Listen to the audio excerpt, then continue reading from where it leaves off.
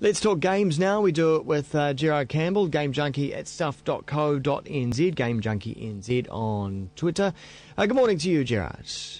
Good morning, Glenn. How are you? Very well, very well. And on Skype video there, all wrapped up in beanie and hoodie there. Yes. Gosh, it's got to be cold in Christchurch right now. In fact, yes, it was It's -2 a little bit earlier on. Yes, I heard that. That's not good cycling weather. -2. My goodness. No. Goodness, stay in bed. Yeah, stay inside and play video games. Maybe you want to play the Yes. brand new Max Payne 3, and that's what you've been doing. Max Payne 3. For fans of the series, this is obviously the number 3 gives it away. It's the third game in the Max Payne series. The first two, original Max Payne and Max Payne 2, came out early 2000s. Max Payne 2 was 2003, I believe, from Finnish developer Remedy, which did recently the Alan Wake games. And now Max Payne 3 is sort of been done by Rockstar, who did Red Dead Redemption and GTA series. Rod sort Dog. of been developed in-house. Max Payne 3 it's a few years later. Max Payne's a lot. Max Payne originally was a former New York detective and a former DEA agent whose wife and infant daughter were murdered by drug-crazed peoples. He sort of went out to get retribution for that. And now Max Payne 3 is set a few years later. He's a lot older. He's a lot fatter. And he's now working as a security guard or, personal bodyguard for a rich Sao Paulo businessman.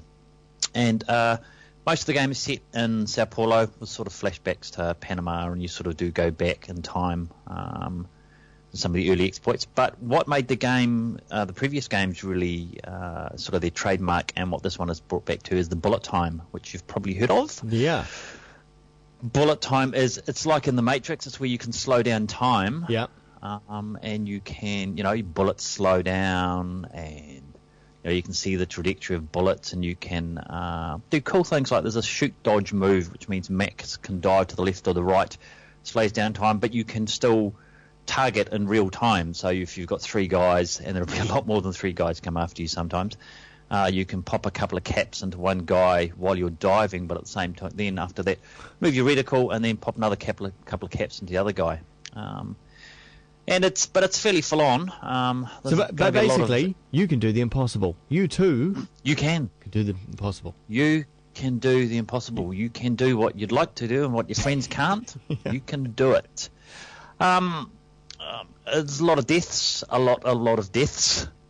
Payne's a one-man army, essentially. And, of course, there's no health packs that he picks up, but he uses painkillers to replenish his health, and painkillers actually quite cleverly are found in places that you'd expect them to be found. Medicine cabinets in apartments, on tables, that sort of thing. And a nice little finishing move is that when you've killed the last chap in a room, you get a nice cinematic bullet cam, which was in Max Payne 2. Yeah, and now, that camera follows the bullet. Is that cool? Is it cool to see every time, or is it overused and overplayed? It's pretty cool to start with, but it does get a little overused, right? And essentially, if you break Max Payne 3 down, it's essentially go into a room, kill the bad guys, final cinematic, move on to the next room. So it does get pretty repetitive. There's no there's some sort of gameplay which sort of mix it up a wee bit, but there's lots of slow-mo sliding and lots of slow-mo diving and lots of slow-mo dodging. But it's there's a wee bit of humour there. At one stage, I think probably Max Payne is probably the only anti-hero. He's a hero that can get away with wandering through a Sao Paulo favela wearing a brightly coloured Hawaiian shirt, which he does. Yeah, brightly coloured. But yeah, I mean, it's there's a lot of people saying, "Oh no, it's not the Max Payne of old," and it probably is. But I mean, I think it really was always a one-trick pony back then. Essentially, it's a shooter. Okay, isn't it? It's a shooter, but I heard some reasonably cool things about the multiplayer and the incorporation of bullet time in the multiplayer. Now, this is sort of second-hand information. I haven't had a hands-on myself, hadn't had a chance. But so you got bullet time in the multiplayer. So if they can see you and you can see them, then you both slow down into this bullet time. Now, if there's a third person, or fourth or fifth, that come running into that situation and then also witness it, then everything slows down for them as well. But for the rest of the players who aren't seeing all this, things are running as normal. I haven't had a chance to check out the multiplayer yet, but it will be interesting to see how that bullet time feature works on the multiplayer, because it certainly adds a really sort of unique element to the multiplayer. Quite different to any other kind of arena-style first-person shooter sort of thing.